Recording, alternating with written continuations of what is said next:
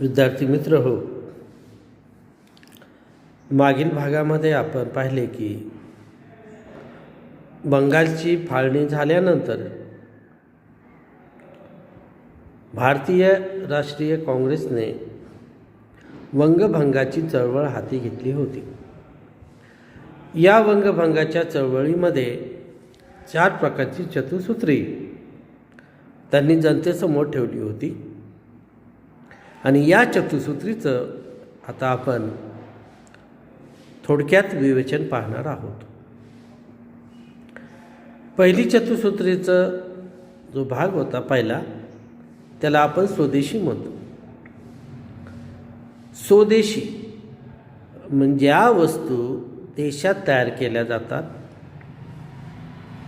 त्यांना स्वदेशी वस्तू म्हणायचं. चपला असतील, बूट असतील, इतर पिका असतील, पेन असतील, कुठलीही वस्तू की ज्या भारतामध्येच निर्माण झाल्यात, भारतीय कारागिरांनी निर्माण केल्यात, त्याच वस्तूंचा वापर करणे म्हणजे स्वदेशी वस्तूंचा वापर होय. आणि या स्वदेशी वस्तूचा वापर केल्यामुळे काय फरक पडणार होता? कारण इंग्रजांचा सगळा जीव हा व्यापारामध्ये होता. इंग्रज लोक इथून कच्चा माल घेऊन जात असत इंग्लंडमध्ये, त्यावर प्रक्रिया केली जात असे आणि हा पक्का माल पुन्हा भारतीयांना विकल्या जात असे. कच्चा माल घेतल्या जात असताना तो अत्यंत स्वस्त आणि कमी किमतीत घेतल्या जात असे आणि ज्यावेळेस पक्का बनवून येत असे त्यावेळेस मात्र तो अत्यंत महागडा असे. याला आपण आयात आणि निर्यात म्हणतो. ब्रिटिशांनी आयात निर्यातीचं धोरण टोटल बदललेलं दिसतंय. परकीय मालावर आयात करत असताना त्यावर कमीत कमी टॅक्स लावला जात असायचा आणि निर्यात करत असतानाही जास्तीत जास्त टॅक्स लावला जात असायचा. म्हणजे अशा पद्धतीने दुहेरी नुकसान करण्याचं काम ब्रिटिश सरकार करत होतं. म्हणून भारतीय राष्ट्रीय काँग्रेसच्या जहालवादी विचारसरणीच्या लोकांनी असं ठरवलं की इंग्रजांचा व्यापार जर ठप्प करायचा असेल तर स्वदेशी वस्तूंचा वापर केला पाहिजे आणि म्हणून स्वदेशी वस्तूंच्या वापरास प्रोत्साहन देण्यात आलं. उदाहरणार्थ आपण पाहतोय की सुती कपडे असतील, भारतीय लोकांनी बनवलेल्या वेगवेगळ्या प्रकारच्या रेशमी वस्तू असतील, मखमली असतील, घोंगडी असतील, साधे पेन असतील, बोरूचे पेन असतील, टाक असतील इत्यादी, या सगळ्या वस्तूंचा वापर भारतीयांनी जसा करण्यास सुरुवात केली तसा इंग्रजांच्या व्यापारावर परिणाम झालेला आपल्याला दिसून येतो.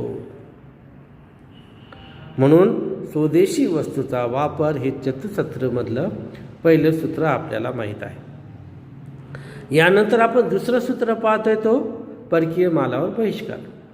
आता परकीय मालावर बहिष्कार कशा पद्धतीनं करायचा? कारण जेव्हा स्वदेशी वस्तूचा आपण वापर करतो तर परकीय मालावर आपल्याला बहिष्कार टाकावा लागेल.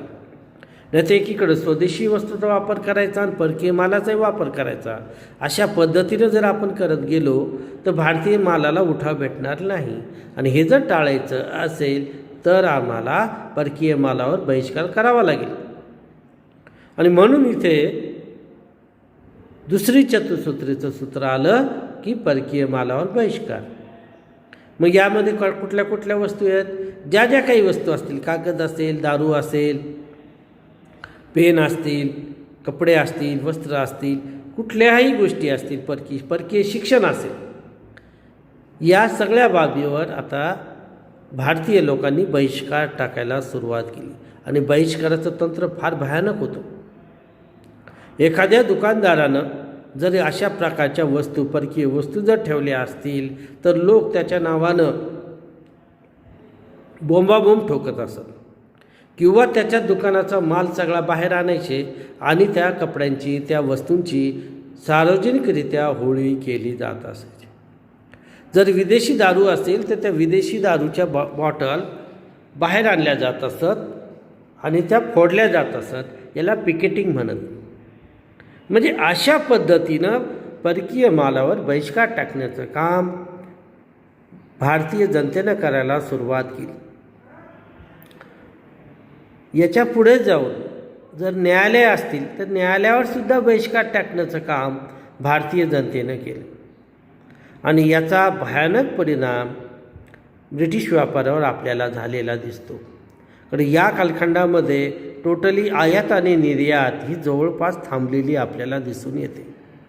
सुरुवातीच्या काही कालखंडामध्ये फारसा प्रभाव ब्रिटिशांना जाणवला नाही, परंतु जसा जसा या स्वदेशी वस्तूचा वापर आणि परकीय वस्तूंचा बहिष्कार हे तंत्र वाढत गेलं तसं तसं मँचेस्टरमधील कापड गिरण्यावर म्हणजे इंग्लंडमधील मँचेस्टरच्या कापड गिरण्यावर याचा प्रचंड प्रभाव पडला, परिणाम झाला आणि त्या लोकांनी इंग्लंडच्या राणीवर दबाव आणायला सुरुवात केली की वंगभंगची जी चळवळ सुरू झालेली आहे, ज्यामुळे आमचं नुकसान झालेलं आहे, तर तुम्ही बंगालची फाळणी ताबडतोब रद्द करा.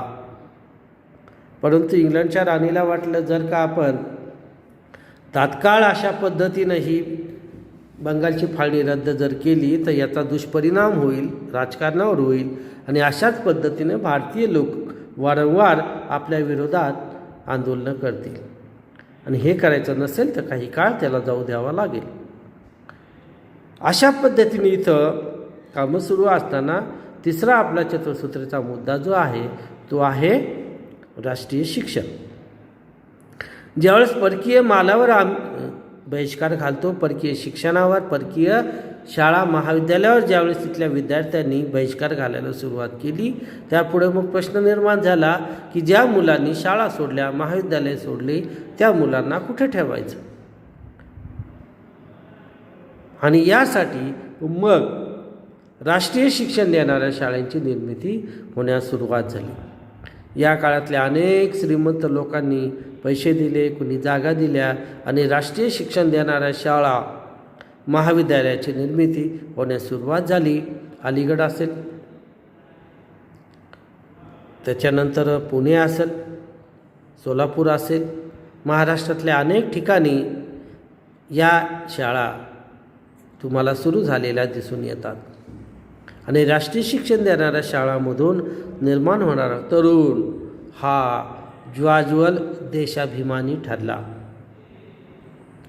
आणि यामधलं चतुसूत्रीमधलं शेवटचं जे तत्त्व आहे ते आहे स्वराज्य.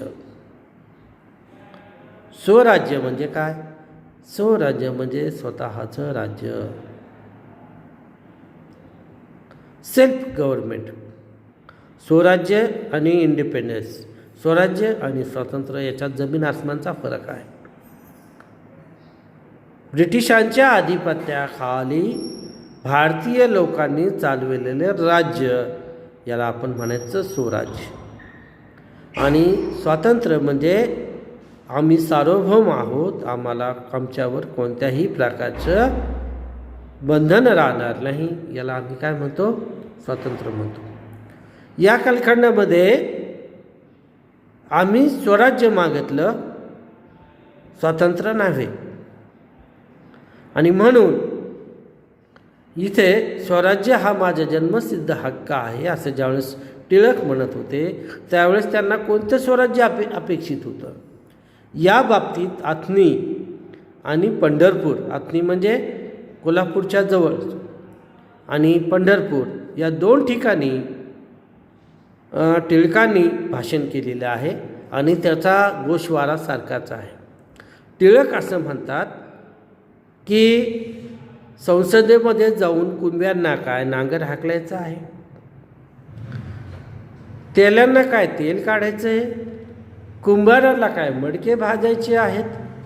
म्हणजे प्रत्येक जातीचा त्यांनी इथे उल्लेख केला आणि सांगितलं की या लोकांना करायचं काय संसदेमध्ये जाऊन?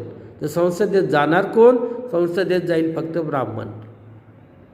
म्हणजे इथे संसदेमध्ये केवळ ब्राह्मणांनाच जायला पाहिजेत असं स्वराज्य टिळकांना अभिप्रेत होतं आणि म्हणून टिळक म्हणत होते, स्वराज्य हा माझा जन्मसिद्ध हक्क आहे. म्हणून अशा पद्धतीचं स्वराज्य टिळकांना अपेक्षित असलेलं आपल्याला दिसतंय. मित्रहो, आपण इथे थांबूया. पुढील भाग आपण नंतरच्या भागात पाहूया.